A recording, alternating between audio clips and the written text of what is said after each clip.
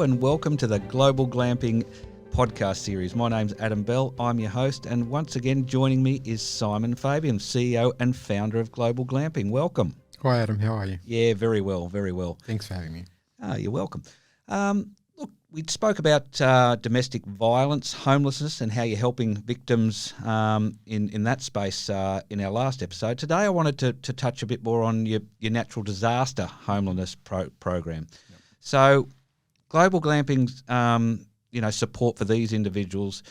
How does that work? You know, there's a disaster. What happens next? Okay, well, I'll start with the example that we've actually implemented. Sure. So just south of Lismore is a suburb called Woodburn. When we had the floods almost 2 years ago, I think 2 years ago now. Yep. Many houses were just washed down the river. It was the worst flood that they've ever had, and it was the second one in 4 or 5 years that they'd had. And given we're already in that space, yep. Reached out to a couple of families and discovered that not only were there housing issues immediately from the flooding, but there was insurance issues, there was supply delays for getting houses, there was government intervention, just doing whatever they could as an emergency response. And overall, given the size of the event, I think everyone did a pretty good job. Yep. Right? And we're always going best you can in those circumstances. And we always look back and say, "Oh, we should have done." Yep. But the reality is, it was a disaster. Yep. So hearing the stories about people now having no houses at all, we haven't got the funds to rebuild a house for them. Yep. The government's talking about buying back land and having people move off their land. And these are farmers that have lived there for generations, right? Sure. So it's not just about a financial transaction, and it's about the heart. Yeah. And then you've got health issues and other things that we've spoken about previously. So we had to come up with a concept, and thankfully it was already on the market, and we eventually found it. So essentially it's a house that unfolds off a trailer. It's registered as a caravan, but it's as big as a 2 or 3 bedroom house, depending on which model. You mentioned this briefly in our previous episode, and I find this amazing that these things actually exist. Yeah. There's a whole heap of what they call tiny houses out in the market. Yep. And they are very tiny houses. Yep. These things, depending on the model, can accommodate a family comfortably with their own bedroom and bathroom and everything. And if you want to go completely off grid, you could even do that and then minimise your electricity bills moving forward. And if you've got no money because you've been left with nothing after a disaster, everything counts. Yep. And they can be folded up and moved within 8 hours if there's another event. And because they're registered as a caravan, you don't have all the council issues, or not as many anyway. Yep. And it's insurable because it's a caravan, it's not a house. So if you're in a flood zone, you can move your caravan, but you can't pick up your house and move it. No. And over time, we've discovered that there's one company in particular we have been using, but at some point we'll be partnering with another company, so we'll have maybe shares in that, sure. So we can control supply.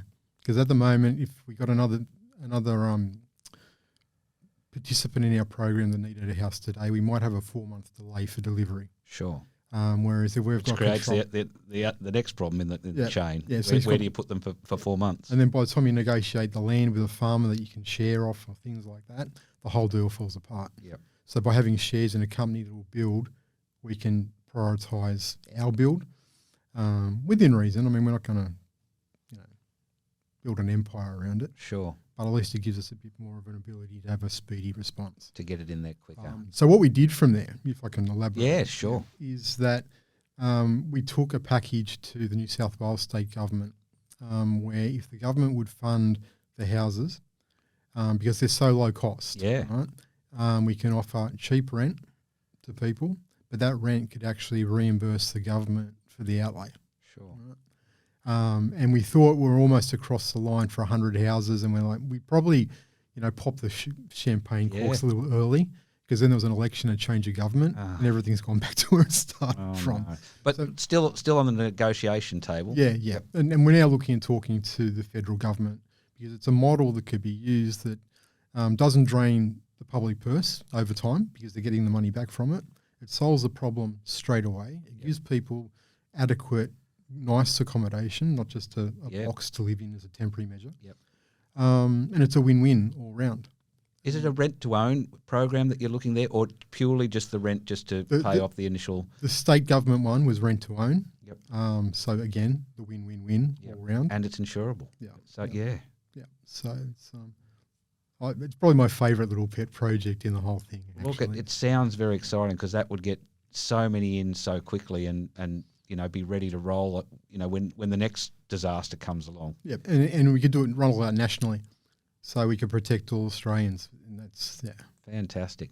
Can you describe how the process works from identifying individuals after a natural disaster, I should say, to the point of getting them this transportable home? I know there's a lot that happens in between there, but how does that work? Oh, look, at the moment, because it was only the one case with the New South Wales floods, it was a matter of first in, best dressed, spread the word amongst yourselves, because as you know, or everybody knows, advertising costs and all those sort of things. And when you start with a zero budget, it's pretty hard to get the word out.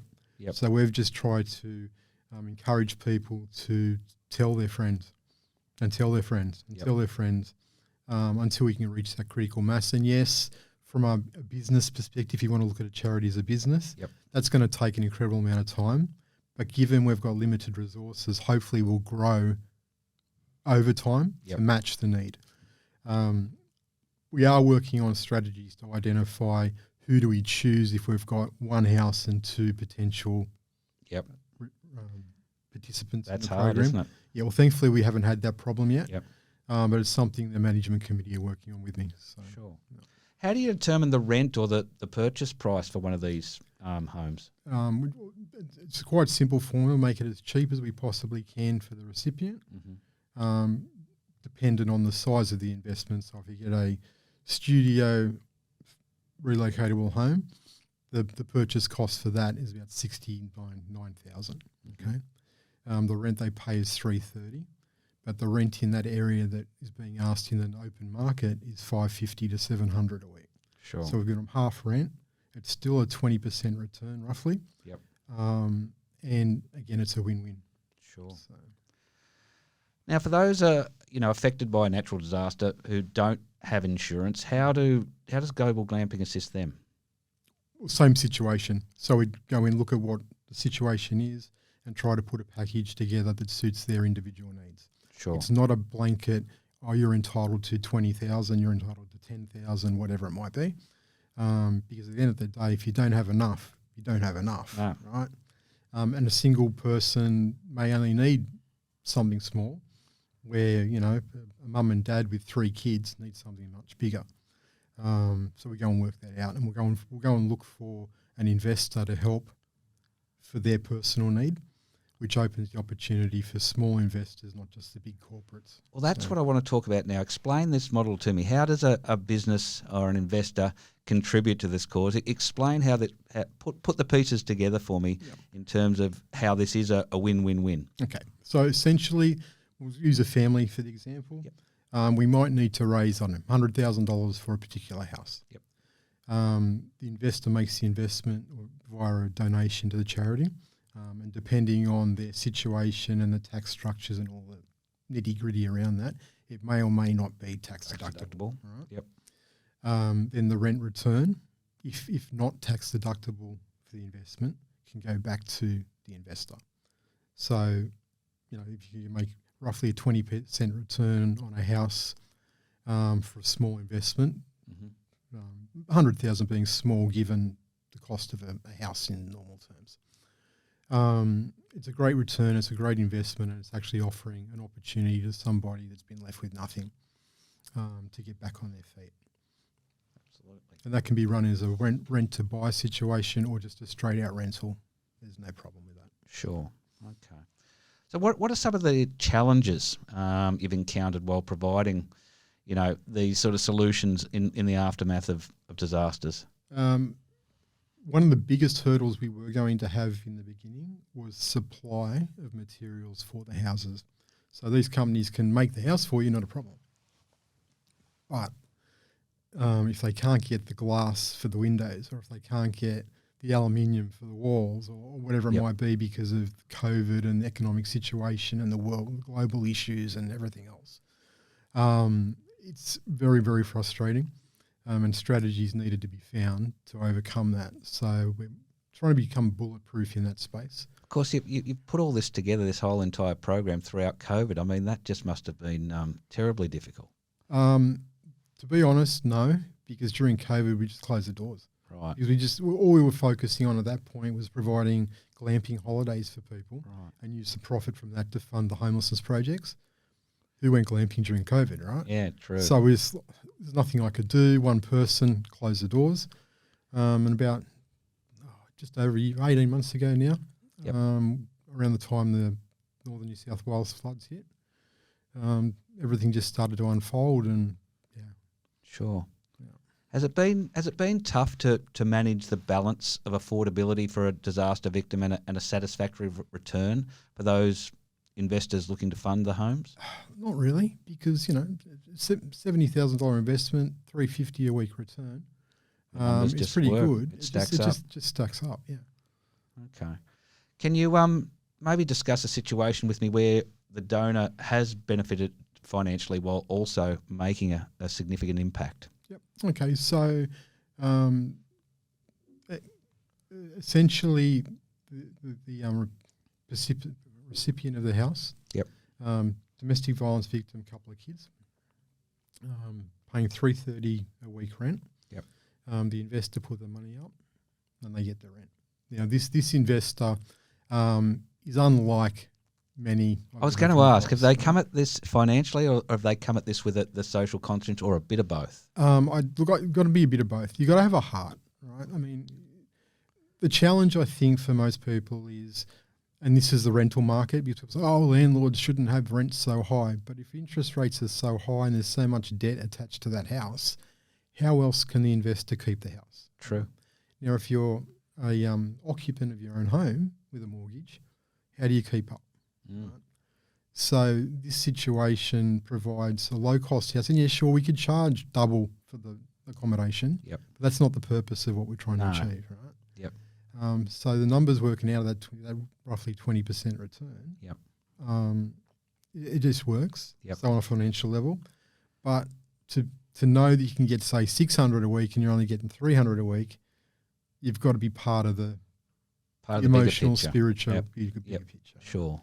Now, this particular investor, and I won't, she'd be very embarrassed, isn't even interested in that. She's taken out the loan for the property, provided it, made a very small return because the rent just covers the loan repayment. So essentially, she's not getting anything, but that was her choice. Yep. That's a massive heart of somebody that genuinely cares about the world. But she's sitting back knowing that there's a mother and 3 kids who are safe and are living in a good place, in a good area, and are making a life for themselves. And she nets about $50 a week return on it. Yep. So she's not left in the cold. Yep. But it's a perfect win-win-win. Yeah. Yeah. No, fantastic idea. And so you'd be on the lookout then for more people who fit that mould that are absolutely. investors, but also want to make a difference. Yeah, those with a social conscience. Yep. And if you can afford to do that, then, my dad that I've spoken about in the previous episode, one of the things that I learned from him was that if you see a problem in the world, you've got a human obligation to do something about it. That's fantastic. So if you've got the resources to help out people in need, I'm not saying give away your wealth because everybody needs to be stable, but think about your fellow man that hasn't been so lucky. So. Fantastic. How does the question I sort of thought of a little earlier? In keeping this rent low, is there agreements like this? These victims may want to live there for 5, 10, 15, 20 years. Yeah. What sort of agreements do you have in place, to ensure rent does stay at that affordable level for them, or how does that work going forward over years? It's a fixed lease, all legally written up. So this first one we're talking about, she's $330 a week for the next 7 years. So she's secure. If she wants out, she can go. That's fine. But it gives her that security. And in this particular case, she owns it in the end. So there's an incentive there for her to look after it and to do the right thing. Because we do protect the investors. Like if the rent's not paid or there's a breach in the agreement, they lose the opportunity to own the house. Right. It's not just a freebie give you. People need to contribute. Of sure. Sort of way, Yep. It's a two-way, let's work together. And so how has this initiative been received by the communities that you've worked in and the community, especially where maybe this house is?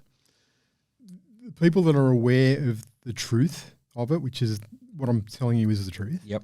Love it and want to share it. We've had some inquiries because of that. Those that are not aware of who we are and what we're really about are very sceptical. Right. And I'd love... That must be frustrating. Oh, it's a killer. I'd love 5 cents every time someone said, it sounds like a scam, it's too good to be true. Now, it's easy to get defensive around that, but the truth is the world is in just such a shocking place that there's so many scams that the good ones, the good people, are getting thrown out with all the real scams. That'd be my biggest headache is how does, a team of now 2 staff and a management team of 7 get enough of the truth out there that can be verified. And we're doing things around that, but it's going to take time. Yep. And I'm loath to turn into a really big corporate organisation because we'll lose who we are. Yep. And we need the ability to be spontaneous and flexible, not just a one. Well, I can see from when you've started to now, you've had to adapt, you've had to change. There's new models that come along in order, but as long as your core goal is the same, which is to help those in need and get a house, a roof over somebody's head, you'll probably continue to adapt and change as you continue to evolve. And this is why we have a general goal, which is our homelessness stuff in Australia, full stop. Yep. But don't ask us for a formal business plan because every day changes and we just roll with the punches and be creative to solve the problem at the time. Yep. Right? And that's the way it is. So. How do you ensure, so you talk about, people obviously probably potential investors thinking it could be a scam. How do you ensure transparency and trust with those who do look at this and want to donate or fund a home? Okay, so there's a few different levels of that. So in the investment space, formal contracts and agreements are written up, reporting is done as per any business agreement. Secondly, because we're a charity that's registered with ACNC, which is the government body that supervises charities, you go and see anything about us on there. Financial statements and reporting has to happen every year. And on top of that, because of the compliance regime, if we were to do anything that was wrong, in inverted commas, we'd lose our tax status, we'd lose our ability to accept donations. You'd be gone. We'd be and look, it wouldn't be caught very, very quickly. Sure. So, yeah. All right, so let's cards on the table here. We've got someone out there listening right now. Yep. They've got some access to somewhere between 70 and say 150 grand, and they want to do this. They're interested. Yep. Explain the process. They'd contact you. What would happen from there? We discuss what their needs are. We discuss what recipients of houses we have, and we put together a package with our legal team and accounting team to make sure that it works for everybody. Okay. And how long would that take from this person comes along, you put all the paperwork together. Assume it was all smooth and there was no hiccups. Which there rarely is, but let's assume that's the case. You could probably knock it over in a couple of weeks. So. Wow. Okay. And from that point to then getting the house onto a place? The only delay there is supply of the house, which we're now dealing with. So. Right. Okay. So basically you're out there looking for investors right now. People listening. Anyone that wants to contribute without being left out of pocket. Can you put together these sort of packages with multiple investors who want to own a share of a home, maybe can't come up with the full amount, but you can put a few people together? Well, that's the exciting part of what's just happened in the last couple of weeks. We've had a property developer with a social conscience come to us with a package where they will go and find the investors. They'll source the land and put it all together. The charity pays a small fee, but investors effectively purchase the property. Right. And they get in this case, it's a duplex, 5 bedrooms in each side of the duplex. Yep. But they're all self-contained, so it's just a shared bathroom, dining room and kitchen. So those individual rooms can be rented out. In this particular case, 4 of the rooms will go to people that can't get a job in a particular area because there's no accommodation in that area. And then the 5th room is available as social housing for somebody that just can't afford the full rent. And that room is actually donated to the charity. Fantastic. So, geez, I'd like to talk to you a bit more in detail about that one. There's some really exciting things happening. Oh, fantastic. We just got to put the right team together. So. Excellent. Well, look, I think that's just about us done for episode 2. Thanks, Simon. Look, I really enjoyed chatting to you about this, and what a fantastic program. And if there is anybody out there who, this has touched your heart and you're interested in being able to help, while also making a very sound investment, this, is a wonderful, wonderful concept where it's a win-win-win for everybody. Please get in touch with Simon at Global Glamping. It's globalglamping.org. Correct. And can find you on the socials and everything else. But look, really enjoyed having you in again, and look forward to our next episode, which will be coming out very shortly, and we'll be looking at economic homelessness. So thanks once again. Thanks, Adam. Have a great day. You too.